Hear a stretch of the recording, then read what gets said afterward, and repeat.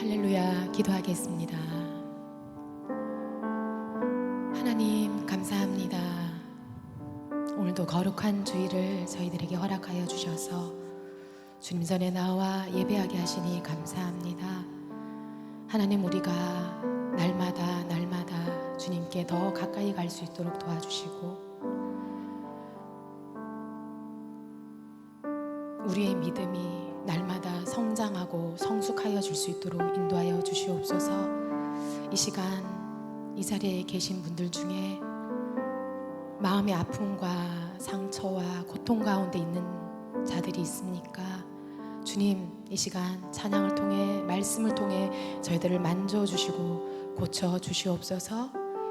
그리하여서 그럼에도 불구하고 주님의 움직이는 교회인 우리들이 주님의 영광을 가리는 자가 되지 않게 하시고 주님의 영광을 드러내며 주님의 이름을 높여드리는 삶을 살아드리는 우리 모두가 될 수 있도록 그런 결단이 일어나는 시간이 될 수 있도록 도와주시옵소서. 모든 것을 감사드리옵고 예수님의 이름으로 기도드렸습니다. 아멘.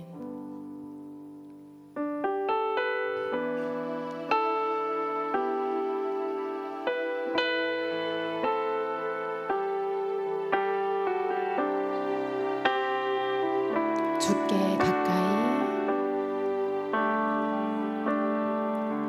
주께 가까이 날 이끄소서.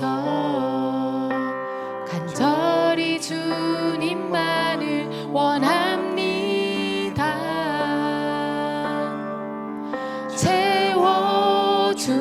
채워주소서. 주의 사랑을 진정한 찬양 드릴 수 있도록 주께 가까이, 주께 가까이 날 이끄소서. 간절히 주님만을 원합니다.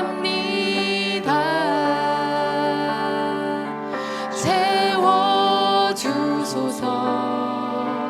주의 사랑을 진정한 찬양 드릴 수 있도록 목마른 나의 영혼 주를 부르니 나의 맘 만져 주소서.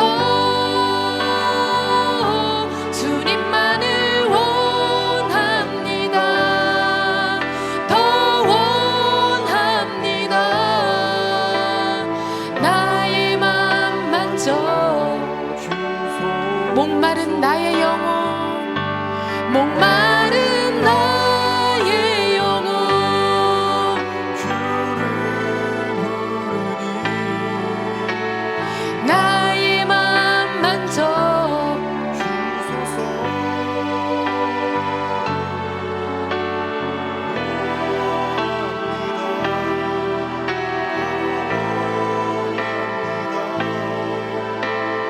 나의 맘 만져.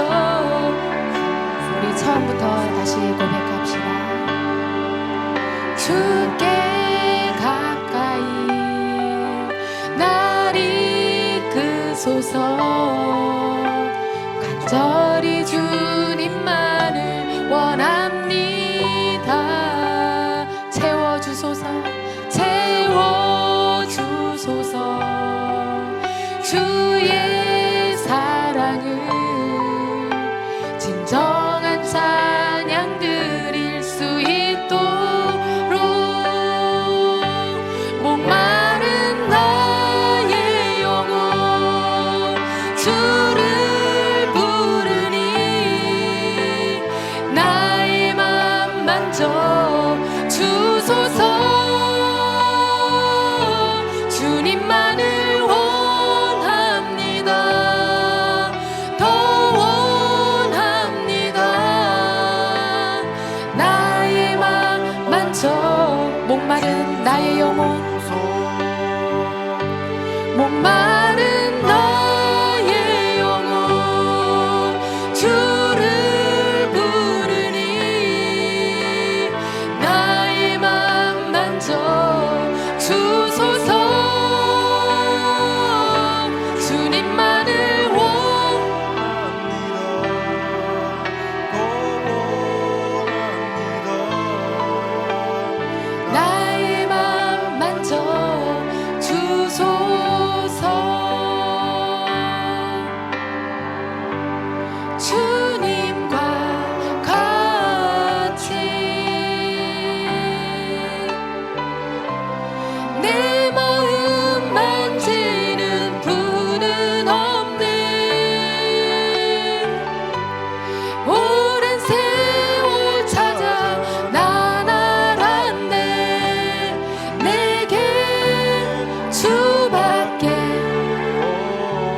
주님과 같이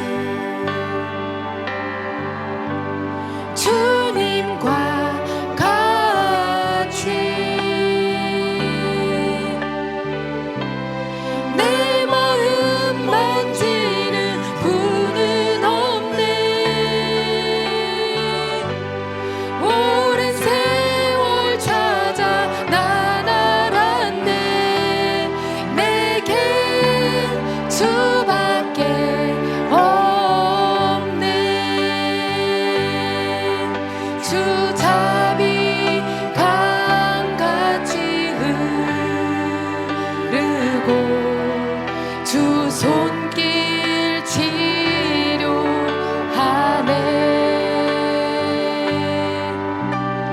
고통받는 자녀 품으시니 주밖에 없네. 주님과 같이 내 마음 만지는 분은 없네. 오랜 세월 찾아 난 알았네. 내게 주밖에. 우리 다시 한번 간절한 마음으로 고백합시다. 주님과 같이 주님과 같이 내 마음 만지는 분은 없네. 아멘. 오랜 세월 찾아 난 알았네. 내게 주밖에 정말 그렇습니까, 여러분? 주님과 같이 주님과 같이 내 마음 만지는 분은 없네. 오랜 세월 찾아 난 알았네. 내게 주밖에 없네. 주 자비 강같이 흐르고 주 손길 치료하네. 고통받는 자녀 고통받는 자녀 품으시니 주밖에 없네. 주님과 같이 주님과 같이 내 마음 만지는 분은 없네.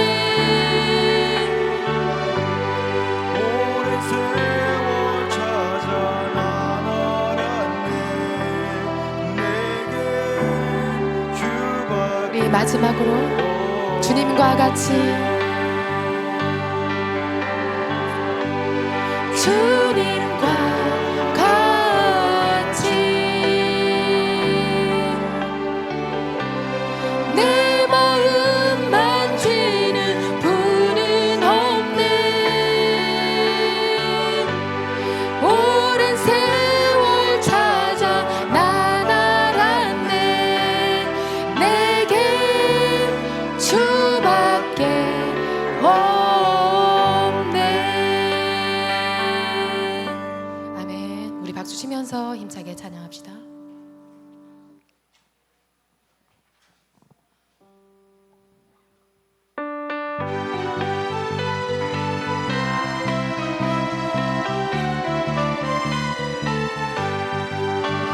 내가 매일 기쁘게 순례의 길 행함은 주의 팔이 나를 안보함이요.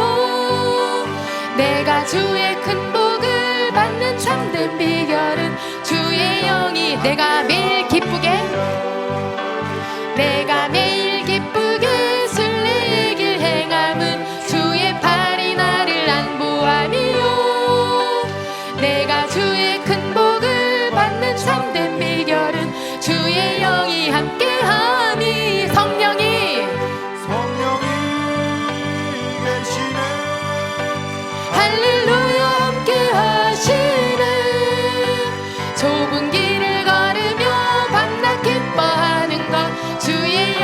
함께하 전에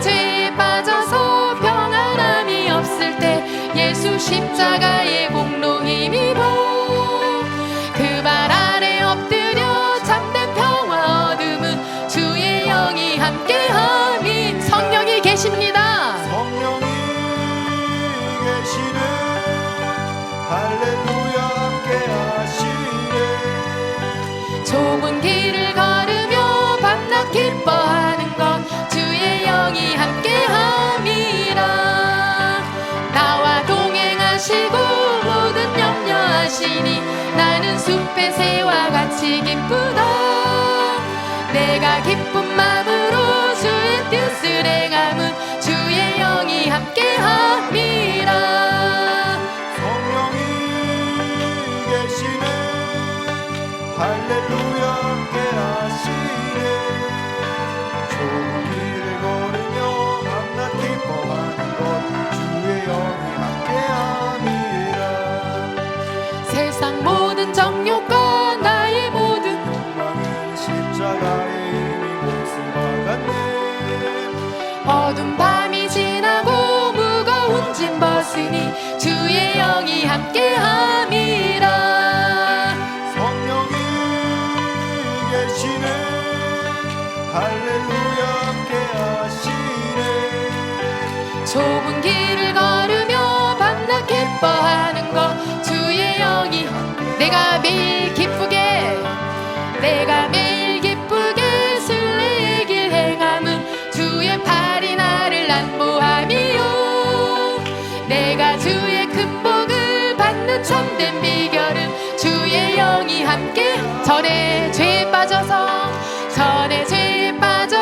평안함이 없을 때 예수 십자가의 공로 힘입어 그 발 아래 엎드려 참된 평화 얻음은 주의 영이 함께하 성령이 계시네 성령이 계시네 할렐루야 함께하시네 좁은 길을 걸으며 밤낮 기뻐하는 것 주의 영이 함께하 3절입니다 나와 동행하시고 모든 염려하시니 나는 숲의 새와 같이 기쁘다 내가 기쁜 마음으로 주의 뜻을 행함은 주의 영이 함께 세상 모든 정욕과 나의 모든 욕망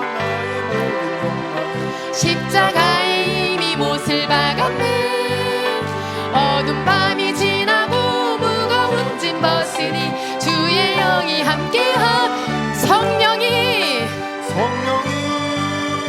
계시네 할렐루야 함께하시네 좁은 길을 걸으며 밤낮 기뻐하는 것 주의 영이 성령이 계시네 성령이 계시네 할렐루야 함께하시네 좁은 길을 걸으며 밤낮 기뻐하는 것 주의 우리 마지막으로 성령이 계십니다 성령이 계시네 할렐루야 함께하시네 좁은 길을 걸으며 밤낮 기뻐하는 것 주의 영이 함께함이라 아멘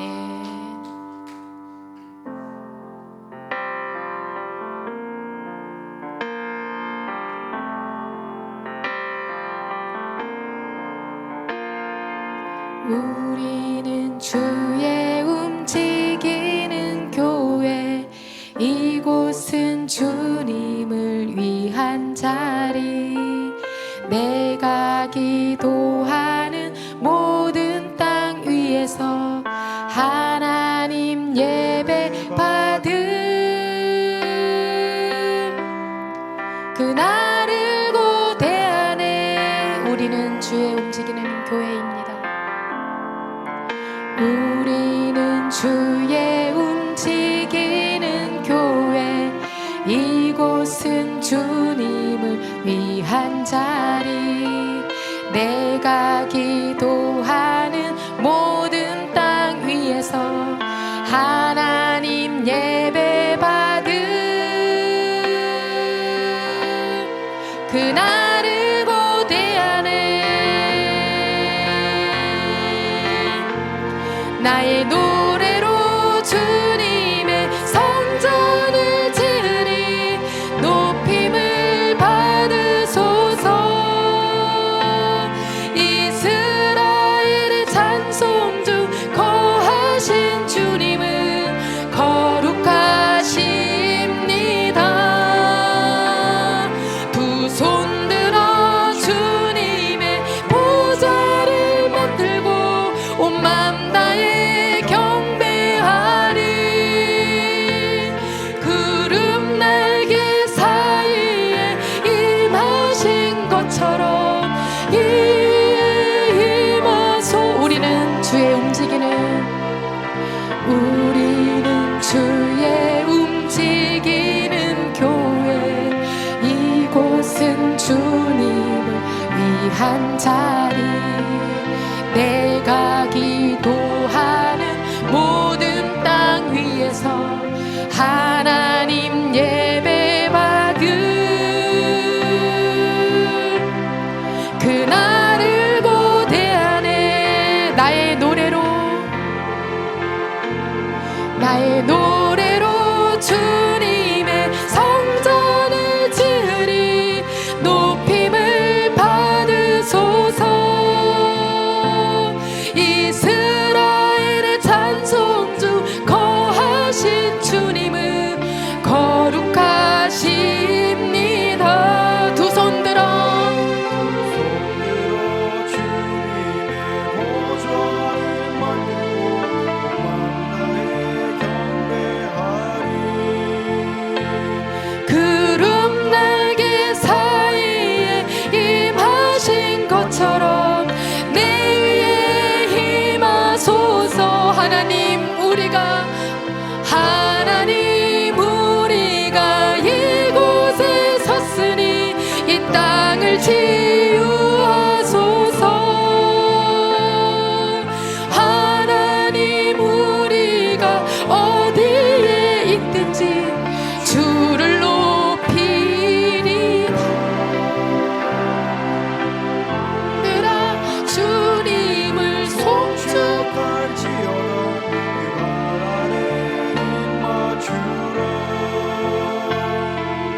영원한 통치자 주 예수 그리스도. 그는 위대하신 와. 하나님 우리가 이곳에 섰으니 이 땅을 치유하소서. 하나님 우리가 어디에 있든지 주를 높이리라. 만들어 주님을 송축할지어다. 그 발 아래 입 맞추라. 영원한 통치자 주 예수 그리스도. 그는 위대하신 왕. 우리는 주의 움직이는 교회. 이곳은 주님을 위한 자리. 내가 기도하는 모든 땅 위에서 하나님 예배받을 그날을 고대하네.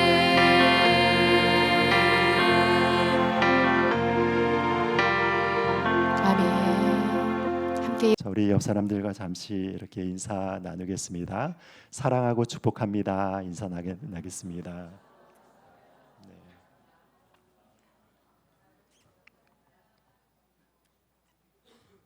네.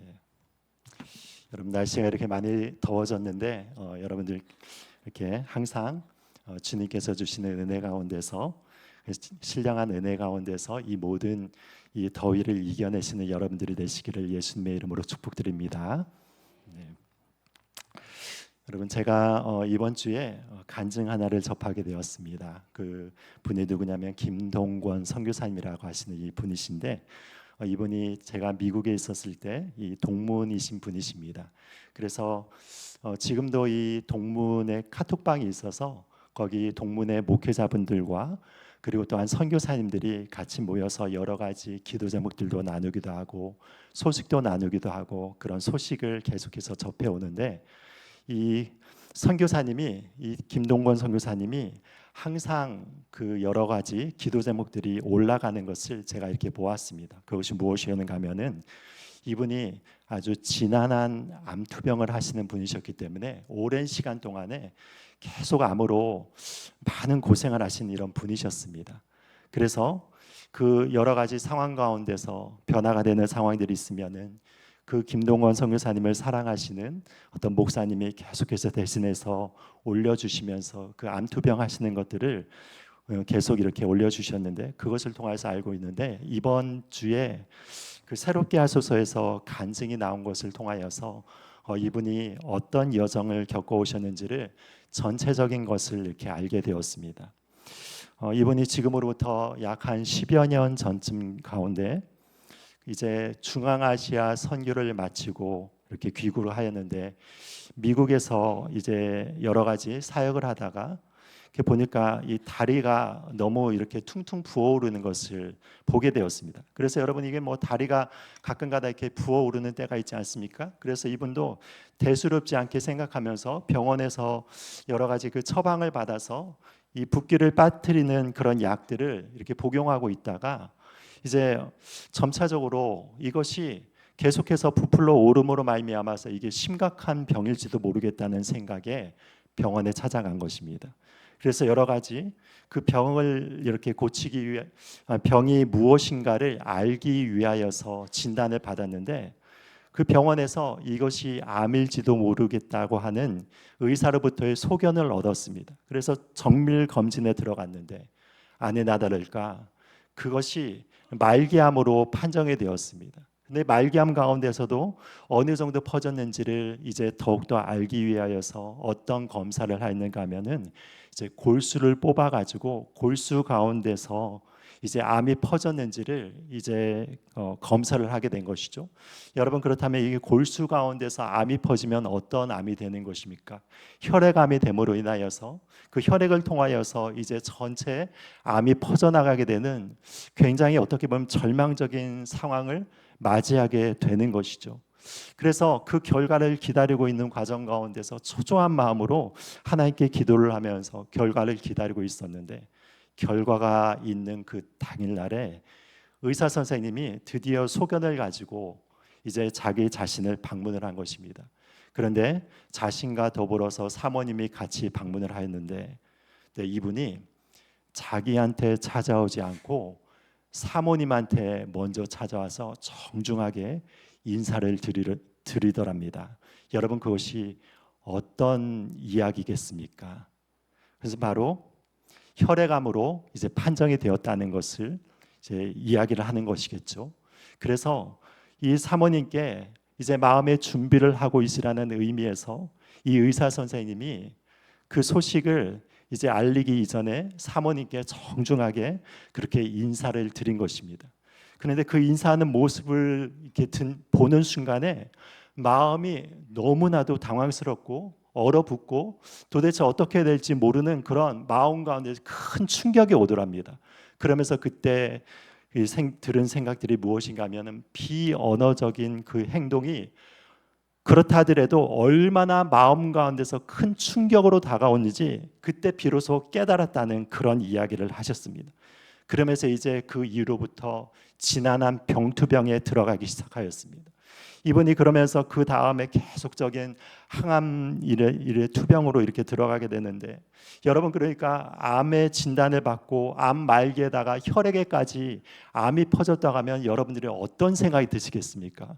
마음이 너무나도 다급하고 초조하지 않겠습니까? 그러니까 이 선교사님도 너무나도 마음 가운데 의지할 것이 없으니까 더욱더 간절히 하나님을 찾으면서 밤에 잠도 오지 않고 여러 가지 생각들이 많이 드는 순간 가운데서 계속해서 하나님께 매달리면서 성경을 읽어 나가기 시작한 것입니다. 그런데 여러분, 이 성경을 이제 그때도 밤에 통증이 계속되고 그리고 잠이 오지 않아서 성경을 읽고 있는데 시편 118편을 읽다가 이 구절이 딱 들어온 것입니다. 내가 죽지 않고 살아서 여호와께서 하시는 일을 선포하리로다. 이 말씀이 마음 가운데서 비수와 같이 이렇게 꽂히게 되었다는 것입니다. 그래서 이 말씀을 이렇게 읽는데 하나님께서 이 말씀을 통하여서 자기에게 말씀을 하고 계신 것들이 마음 가운데서 큰 확신이 이르렀다는 것입니다. 그러면서 이 말씀이 자기 자신에게 레마로 나타나는데 이 말씀이 얼마나 강력하게 마음 가운데서 메아리쳐서 울리는지 이 말씀을 붙들고 그 아침까지 계속해서 눈물을 흘리면서 하나님께 기도를 드리면서 하나님 앞에 간절히 나갔다고 하였습니다. 그러면서 여러분, 이 말씀이 선교사님의 마음 가운데서 이제 새겨진 말씀이 되니까 이제 암투병을 하고 나가면서 어떤 마음들이 드는가 하면은 이 암은 이미 하나님께서 치료하셨다는 그런 마음이 들었다고 합니다. 그래서 여러분, 이 암투병하는 과정 가운데서 여러 가지 힘든 상황들이 있고 그리고 또한 이 여러 가지 항암투병을 받으면서 여러분 그것이 항암제를 맞으면서 그리고 여러 가지 방사능 치료를 받으면서 그것이 얼마나 힘든 과정들을 겪는지 여러분들도 아마 짐작을 하시리라 생각합니다. 그런 순간 가운데 있다 할지라도 하나님께서 나와 함께 하심으로 인하여서 내가 죽지 않고 살아서 하나님의 영광을 선포하리라고 하는 그 말씀을 붙들고 나가니까 마음 가운데 두려움이 없어지고 담대한 마음으로 이 암투병을 이제 하게 되었던 것이죠. 그러면서 이제 8번의 그 항암 치료를 통하여서 하나님께서 놀라운 기적의 역사를 보여주셔서 이 암을 치료를 받은 것입니다. 그런데 여러분, 이 8번의 항암 치료가 끝나고 나서 몇 년이 흘러서 다시 한번 재발을 한 것입니다. 여러분, 암투병 가운데서 재발이 얼마나 무서운지 아시죠? 이 재발을 하는 것은 처음 암을 치료하는 것보다는 몇 배는 힘들고 그리고 고치기가 더욱더 힘들어졌다는 것을 의미를 하는 것이죠. 그러면서 여러분, 제가 이 간증을 들으면서 이 암의 성격이 어떤 것인지에 대해서 처음 들은 그 이야기가 있습니다. 이 암 치료를 하는 그것이 힘든 이유가 무엇인가 하면은 이 암을 계속 치료를 하면서 어떤 암에 따라 가지고 좋은 약이 있어서 그 치료 과정이 원활하게 진행됐더라도 암이 자꾸 변이를 일으킴으로 인하여서 이제 그 암세포가 내성이 생긴다는 것이죠.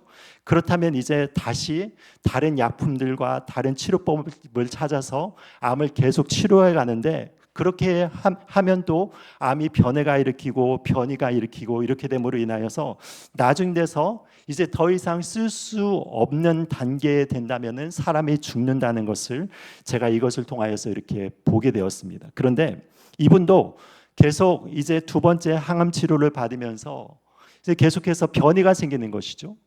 더욱더 어려운 환경 가운데서 이렇게 나가고 있는데 그런데 놀랍게도 그 변이가 일으켜 가는데 그 마지막 변이가 일어날 때 그 암이 치료제가 개발이 된 암으로 발견이 된 것입니다. 그래서 여러분 이제 치료할 수 있는 그런 길이 생긴 것이죠. 그런데 또 큰 문제가 생긴 것입니다. 그 문제가 무엇인가 하면은 그 암의 치료제를 이제 주사를 통해서 맞는데 그 주사 치료를 한 번 받는데 억대가 되는 거예요. 그러니까 그것을 어떻게 그거를 감당할 수 있겠습니까? 이 선교사님이 무슨 돈이 있겠습니까?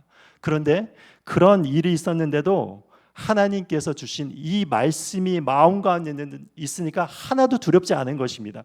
그러면서 자기 자신은 하나님께 맡기는데 미국에서는 이제 이 사회보장 제도가 그래도 하층면에 있어서 굉장히 잘 되어 있습니다. 돈이 없는 자들을 위하여서 이제 여러 가지 제도들이 잘 마련이 되어서 거기에서 이제 의사들이 이제 같이 모여가지고 이분을 꼭 고쳐야 된다라고 얘기를 하는데 이제 그 보험에서 오는 그 보험사는 이 자를 왜 고쳐야 되는지에 대해서 한번 설득을 해보라고 계속적으로 얘기를 해서 의사와 더불어 가지고 보험사 직원들 간에 어떤 치열한 논쟁이 일어나는데 자기 자신은 자기 자신의 생명이 달린 문제잖아요.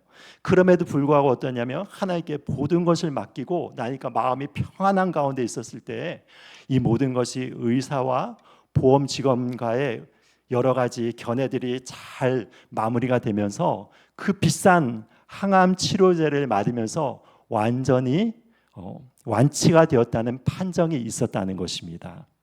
여러분, 그러니까 제가 이렇게 이야기를 하는 것이 무엇인가 하면 우리가 위기 상황에 만났을 때 여러분 우리의 마음이 흔들리게 되는 것은 무엇 때문이라는 것입니까? 하나님께서 허락하여 주신 그 말씀을 온전히 붙잡고 있지 못하기 때문에 그런 것이죠. 정말로 하나님께서 우리 가운데서 레마로 역사하시고 우리 가운데서 큰 능력으로 역사하시는 하나님이 주시는 말씀이 우리 가운데 있다면 여러분 어떤 환경 가운데서도 우리는 흔들리지 않고 나간다는 것입니다. 여러분, 믿음이라는 것이 무엇입니까? 그것이 무엇이며 하나님께서 우리에게 들려주시는 그 말씀을 우리가 붙들고 나가는 것이 그 믿음인 것입니다. 그래서 여기에서도 사도 바울이 믿음에 대한 부분들에 대해서 이렇게 이야기를 하고 있는 것입니다. 여러분 14절 말씀 이렇게 이야기하고 있습니다. 그런즉 그들이 믿지 아니하는 일을 어찌 부르리요? 듣지도 못한 일을 어찌 믿으리요? 전파하는 자가 없이 어찌 들으리요? 그러면서 보내심을 받지 아니하면 어찌 전파하리요? 이렇게 나오는 것이죠. 여러분, 그러니까 무엇이냐면 여기 보니까 믿음 가운데서 나타나는 것은 무엇인가 하면 바로 우리가 들려진 이 말씀을 우리의 마음 가운데서 새기면서 나가는 것이 바로 믿음이라고 하는데 여러분, 이 믿음을 얻기 위해서는 어떤 사람들이 필요하다는 것입니까? 그 말씀을 전하는 사람들이 필요하다는 것입니다. 여러분, 그래서 말씀을 전파하는 자들이 정말로 아름답다는 것을 이사야가 이렇게 표현하고 있는 것입니다. 기록된 바 아름답도다 좋은 소식을 전하는 발이여 함과 같으니라, 이렇게 이야기를 하는 것이죠. 여러분들이 그러니까 하나님의 복음의 말씀을 지금도 전하고 있다면 여러분들의 발길이 너무나도 아름다운 것이죠. 여러분, 옆 사람들과 함께 이렇게 인사하겠습니다. 당신의 발이 참 아름답습니다. 인사하겠습니다. 네. 여러분, 가장 아름다운 발이 어떤 발이라고 하고 있습니까? 바로 예수님의 복음을 전하는 발이 바로 가장 아름다운 발이라고 하는 거예요. 그래서 여러분들의 발이 가장 아름답도록 여러분들이 복음을 더욱더 힘있게 전파하시기를 예수님의 이름으로 축복드립니다. 자, 이런 역사들이 하나님의 은혜로 말미암아서 이 이스라엘 가운데서 나타났다는 것이죠. 이스라엘 가운데서도 하나님의 복음의 아름다운 그 은혜들을 전하는 자들이 항상 있어 왔고 선지자들을 통하여서 하나님의 사람들을 통하여서 이렇게 증거했던 것을 보는데 여러분, 그런데 이런 역사가 이스라엘 가운데서 뿐만이 아니라 우리나라 가운데서도 있었던 것을 여러분들이 잘 아시죠. 제가 이 설교를 준비하면서 이제 우리나라 이 초대교회의 역사들에 대해서 이렇게 보았습니다.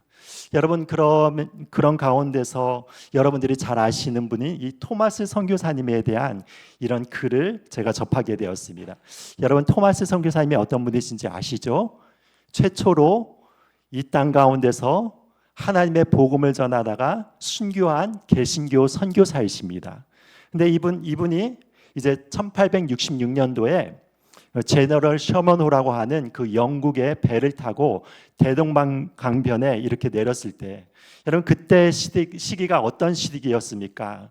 바로 흥선대원군이 통치를 하고 있었던 그 시대였기 때문에 우리나라의 그 유명한 쇄국 정책을 펼치던 그 시대였지 않았습니까? 그러니까 그 제너럴 셔먼호가 그 대동강변에 도착하려 했을 때 많은 그 군병들이 나와가지고 그들과 더불어 싸우다가 그 배를 불태우고 거기에 있었던 사람들이 배에서 내리자 그들을 무참하게 살해한 그런 사건들이 나타났습니다. 그 중에 한 명이 누구였다는 것입니까? 바로 토마스 선교사님이었습니다. 그분이 이렇게 선교를 하면서 그 가운데서 비참하게 죽임을 당하였는데 그때 죽을 때에 어떤 한 분을 만났습니다.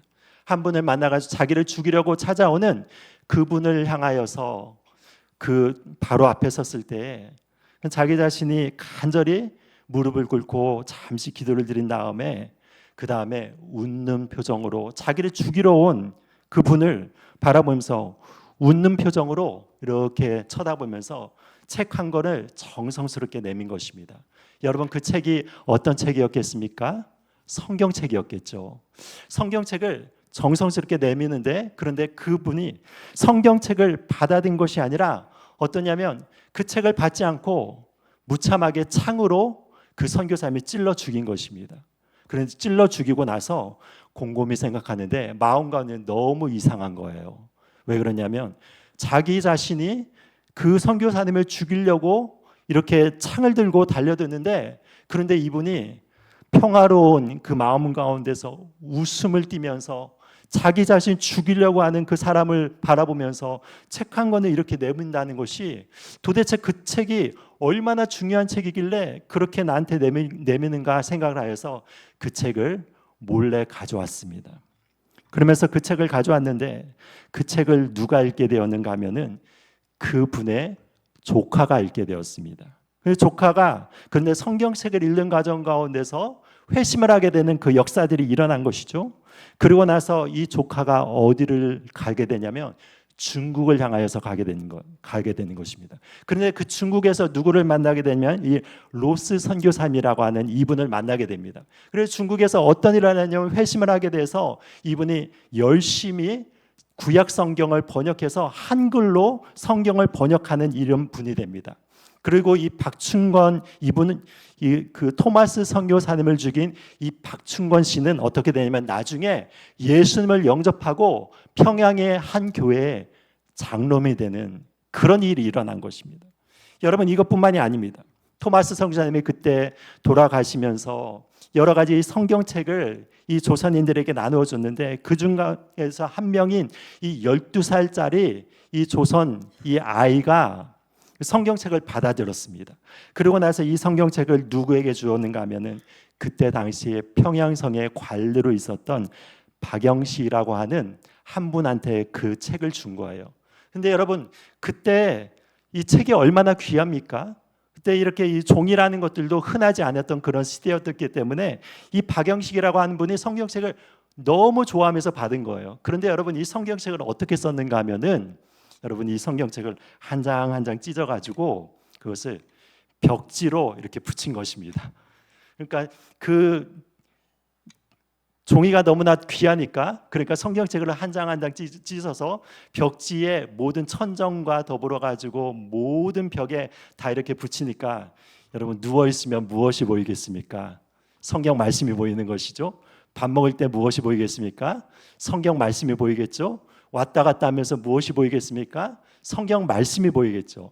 그래서 무엇이냐면 계속 보는 것이 성경 말씀이니까 이분이 그렇게 누워 있다가 밥 먹다가 왔다 갔다가 성경 말씀을 보면서 이분이 회심을 하게 된 것입니다. 그런데 놀라운 역사가 어떻게 나타난가 하면은 이 분의 이 집이 교회가 된 것입니다. 널다리 교회라는 이 교회가 되었는데 여러분, 이 교회가 나중에 어떤 교회로 발전하게 되냐면 여러분들이 너무나도 잘 아시는 평양 장대현 교회가 된 것입니다. 여러분, 굉장히 놀라운 역사죠. 그러니까 여러분, 한 권의 성경책을 토마스 선교사가 순교와 더불어서 이렇게 나눠 주었을 때 그 성경책의 역사로 인해서 한 분이 회심을 하게 되고 그 집이 교회가 되고 그 집이 또 어떤 교회가 되냐면 1907년도에 평양에 이 뒤집어 놓은 하나님의 거룩한 역사가 나타난 평양 장대현 교회가 되었다는 것입니다. 여러분, 그러니까 그것이 무엇인가 하면 하나님의 말씀의 능력인 것이죠.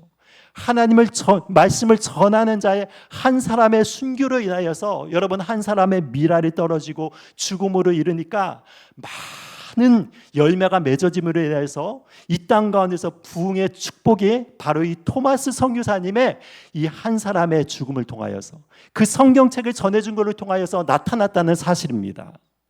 여러분, 이것이 무엇이냐면 바로 하나님의 능력이 되는 것입니다. 우리가 입술을 열어서 복음을 전할 때 그 복음의 능력들이 어떻게 나타날지 모르게 되는 것이죠. 그것이 바로 하나님의 능력이대.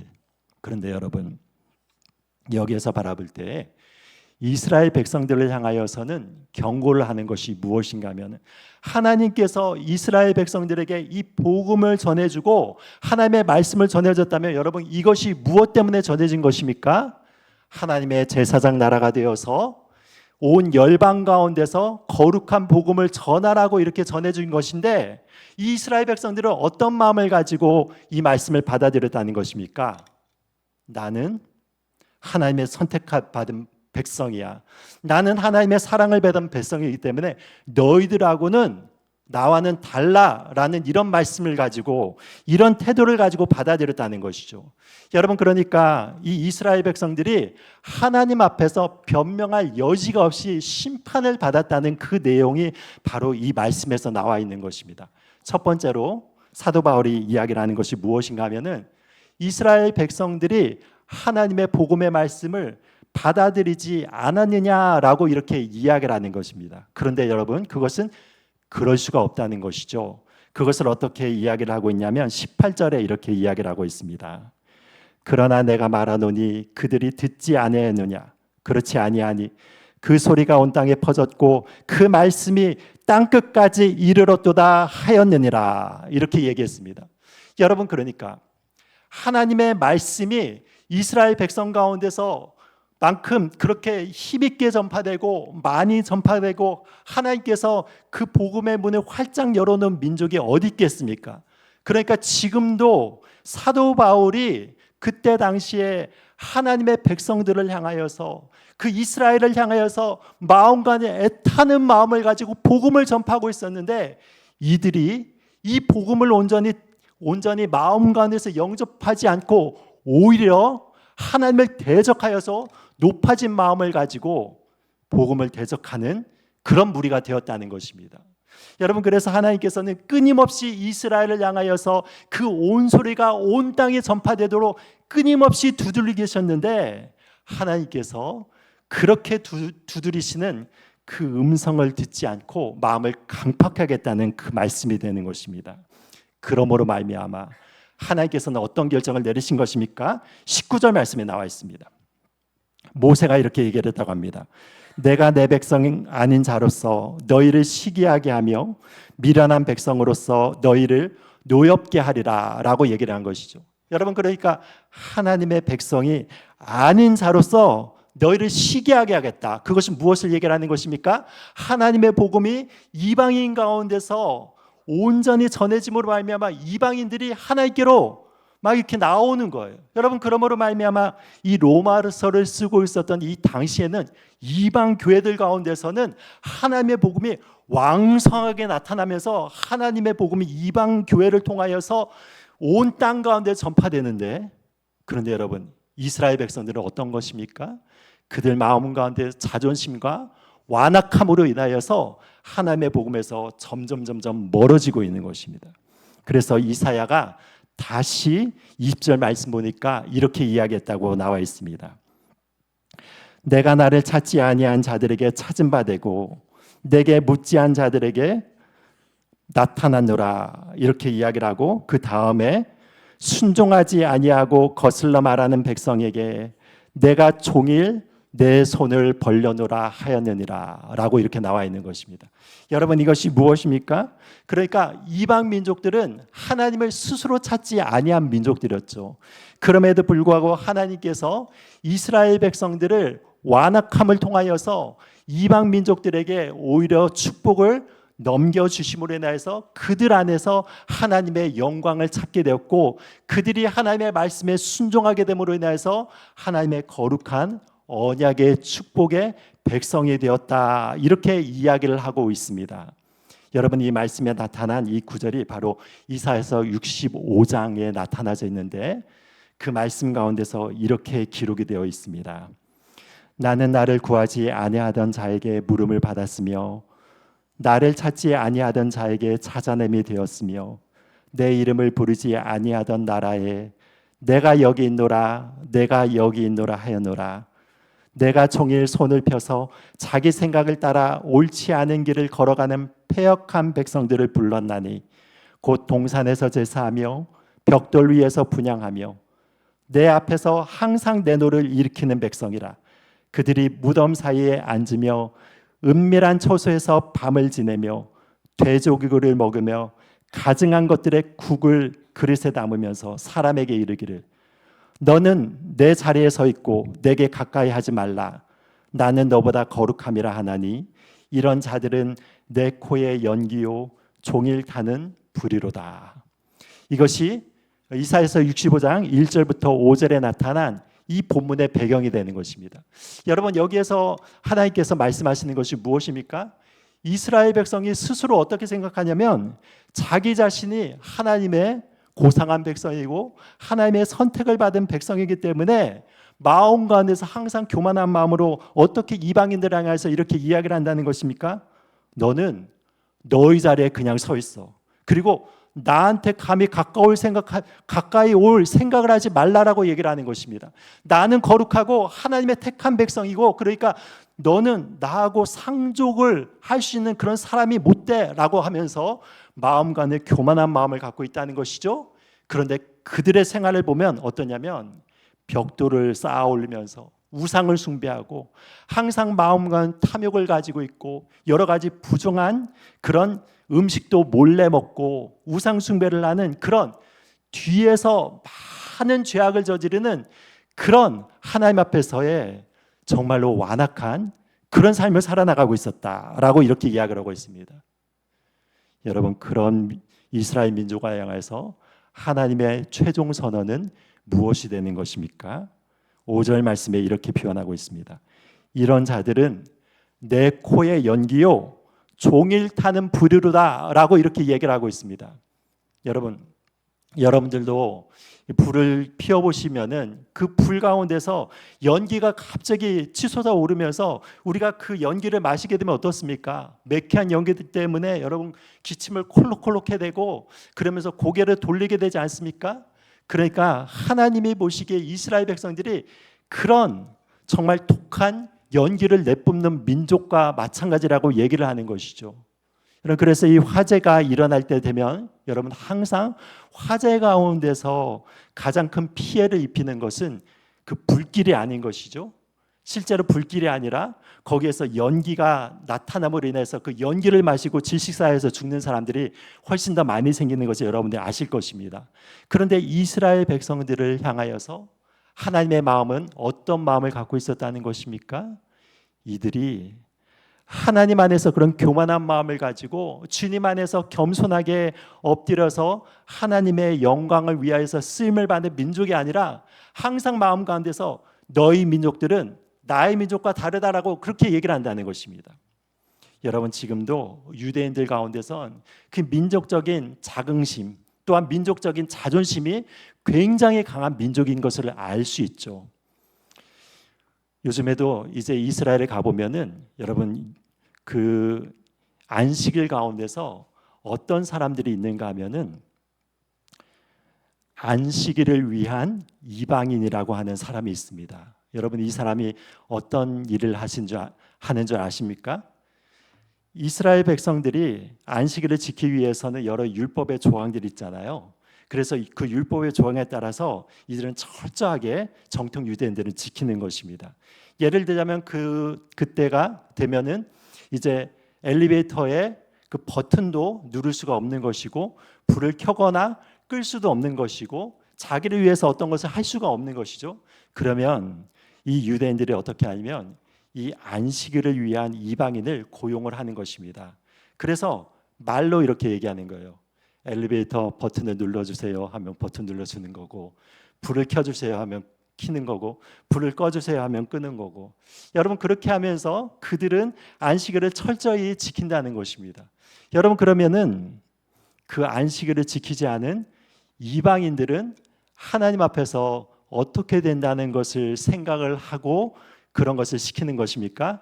너희들은 지옥의 자식이야, 이렇게 생각을 하는 것이죠. 너희들은 그래서 안식을 어차피 지키지 않아서 너희들은 지옥 갈 거잖아. 그러면은 돈이나 이렇게 받고 우리는 안식일을 지켜서 하나님의 백성으로 거룩하게 살 테니까 너희들은 하나님을 모르니까 그냥 지옥을 가든 말든 너희들은 알아서 해, 여러분 이런 마인드를 갖고 있다는 것이죠. 그러니까 여러분 이 안식일을 위한 이방인이라고 하는 이런 사람들을 고용을 해서 안식일을 마음껏 어기는 이 이방인의 사람을 고용을 하는 것입니다. 여러분 이것이 무엇이냐면 이스라엘 백성들의 기본적인 이 마인드셋인 것입니다. 그러니까 여러분 이들의 마음이 얼마나 교만합니까? 하나님이 보시기에는 이런 교만한 마음들이 어떠냐면 코를 찌르는 그 연기 냄새와 같고 활활 타오르는 불과 같아서 내가 항상 진노의 손을 너희들 가운데 펼치고 있다라고 하나님께서 무서운 말씀을 하신 것입니다. 여러분 그러므로 말미암아 하나님은 우리들에게 복음을 주셨다면 어떤 것을 위해서 복음을 주신 것입니까? 우리가 이 복음 가운데서 우리는 세상 사람들과 달라, 우리는 세상 사람들과 다른 하나님의 뛰어난 민족이고 백성이고 하나님의 사랑을 받는 사람이야. 그렇게 마음간의 자긍심을 느끼는 것보다 우리의 마음을 열어서 겸손한 마음을 가지고 우리 이웃을 돌보고 하나님의 사랑을 나눠주는 그런 위치에 서도록 하나님께서 우리에게 이렇게 불러주신 것이죠. 그리고 우리 마음 가운데 항상 겸손해야 되는 것입니다. 여러분 이 설교를 준비하면서 제가 성 프란체스코에 대한 이 일화를 하나를 접해 보았습니다. 여러분 잘 아시죠? 성 프란체스코가 이분이 어떤 분은 그러시더라고요. 기독교 역사 가운데서 가장 예수님을 닮은 자 하면 이 성 프란체스코라고 얘기를 하고 있지 않습니까? 그래서 이분이 얼마나 신령했는지 새들과도 이야기를 하고 동물들과도 이렇게 이야기를 할 수 있었다고 하죠. 믿거나 말거나 하는 그런 이야기입니다. 그런데 어쨌든 마음에 항상 가난하고 겸손하고 있는 것들, 이분이 그 정말 부잣집의 아들로 태어나가지고 모든 것을 다 이웃에게 나눠주고 자기 자신은 탁발 수도사가 되어서 하나님께 모든 것을 맡기면서 무수로서의 삶을 살아나가면서 깨끗하고 정결하고 거룩한 삶을 산 분으로 유명하지 않습니까? 그런데 이분 가운데, 이 제자 가운데서 한 경건한 수도사가 어느 날인가 하늘이 쫙 열리면서 하나님의 그 보좌를 이렇게 보게 됐는데 그 보좌 주위에서 굉장히 아름다운 보좌의 자리 하나가 이렇게 딱 비어 있는 것을 보게 되었습니다. 그런데 그것을 보면서 왜 저 자리가 비어 있을까를 생각을 하는데 천사가 이렇게 얘기를 해주는 것입니다. 어떤 얘기를 해주냐면 저 자리는 원래 루시퍼의 자리였습니다. 근데 루시퍼가 하나님 앞에 교만해서 그 보좌에서 쫓겨나고 그 자리가 하나 남아 있는데, 그런데 저 자리를 하나님께서 프란체스코에게 주기를 원합니다. 그런 이야기들을 이 수도사가 들은 것입니다. 그래서 이 이야기가 하도 신기해 가지고 프란체스코를 찾아가 가지고 시험하는 것입니다. 프란체스코님, 제가 하늘에 이렇게 열리는 것을 보고 하나님께서 아름다운 보좌를 당신을 위해서 이렇게 예비해 주셨다라고 이렇게 얘기합니다. 그렇게 얘기하면서 그렇다면 당신을 스스로가 당신을 어떻게 생각하십니까? 라고 이렇게 물어봤다고 합니다. 그러니까 그 말을 들은 프란체스코가 이렇게 얘기합니다. 이 세상 가운데서 나는 가장 악한 사람 중에 악한 사람입니다 라고 그렇게 대답했다고 하죠. 그래서 이 수도사가 깜짝 놀라서 다시 물어봅니다. 아니, 세상에 악한 사람들이 그렇게 많은데 당신을 가장 악한 사람이라고 그렇게 얘기할 수 있습니까? 그것은 온당치 않은 얘기입니다 라고 이렇게 얘기했더니 프란체스코가 이렇게 대답을 하는 것입니다. 세상에 악한이 적지 않지만 내가 받은 은혜를 저들이 받았다면 나보다 10,000배나 주를 사랑하고 봉사했을 것입니다. 그러니 내 어찌 그들과 나를 비교할 수 있겠습니까? 그러니까 이 프란체스코의 마음에 어떤 마음이 있다는 것입니까? 자기 자신이 지금 이런 삶을 살아나가는 것은 오직 하나님의 은혜고, 만약에 이 은혜가 다른 사람에게 쏟아졌으면 나보다 훨씬 경건하고 나보다 훨씬 의로운 사람, 하나님이 훨씬 더 귀하게 쓰는 사람으로 하나님께서 삼아주셨을 것이라고 그렇게 생각을 했다는 것이죠. 여러분, 이런 마음이 어떤 마음입니까? 진정으로 하나님을 깊이 만난 사람들의 고백인 것입니다. 나에게 주어주신 은혜 하나님이 크다면은 어떠냐면 어떻게 생각해야 된다고요? 우리 옆 사람들과 우리 주변의 사람들 보면서 나에게 허락해 주시는 은혜를 우리 주변 사람들에게 주셨으면은 그 사람들은 나보다 훨씬 더 하나님 앞에 귀하게 사용을 받았을 거야. 그 사람들은 하나님 안에서 더욱더 신실하게 나갔을 거야 라고 이렇게 생각을 한다는 것이죠. 여러분, 그런 겸손한 마음을 깃들인 자들에게 하나님께서는 사랑의 은혜를 베풀어 주시고 그런 자를 통하여서 하나님의 진리의 은혜가 이 땅 가운데서 아름답게 퍼져나가는 것입니다. 여러분, 그런 겸손한 가운데서 우리가 하나님과 늘 동행하시면서 주님의 은혜를 전하는 데 귀하게 사용됨을 받는 저와 여러분들이 되시기를, 우리 교회가 되기를 예수님의 이름으로 축복드립니다. 기도하겠습니다.